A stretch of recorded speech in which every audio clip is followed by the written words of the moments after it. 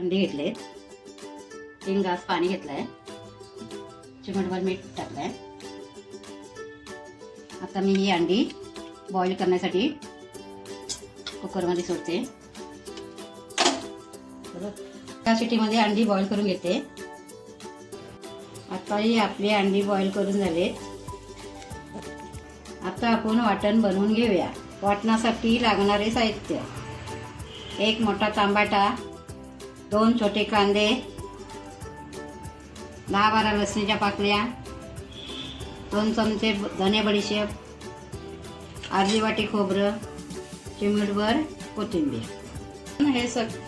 आता आपण हे सगळे साहित्य भाजून घेणार आहोत. अर्धी पळी तेल टाकलंय. आता आपला वाटण भाजून झालेलं आहे. आता हे वाटण मी भांड्यात टाकून घेतलंय. आता आपण मिक्सरला लावूया. आपला वाटण तयार झालेलं आहे. बॉईल केलेल्या अंड्याचे 2 भाग करून घ्या. फोडणीसाठी हे साहित्य, फोडणीसाठी लागणारे साहित्य टाकल्या. फोडणीसाठी लागणारे साहित्य टाकल्या. कोथिंबीर जराशी, 1 छोटा कांदा. आता आपण भाजी बनवायला सुरुवात करूया. 1.5 चमचा तेल टाकलाय, टाकली. त्याच्यानंतर कांदा टाकला. त्यानंतर टाकलेले साहित्य आपण हे गरम करून घेऊया. त्यानंतर 1 चमचा मसाला टाकला.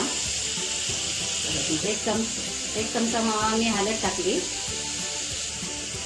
अद्रक लसूणची पेस्ट 1 चमचा.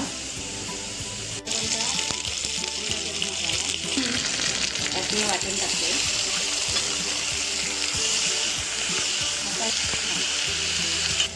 इथे मी छोटा चमचा भरून मीठ टाकते.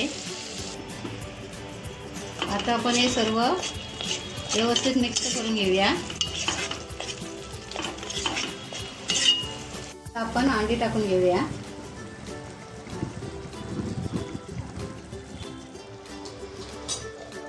पाणी टाकूया.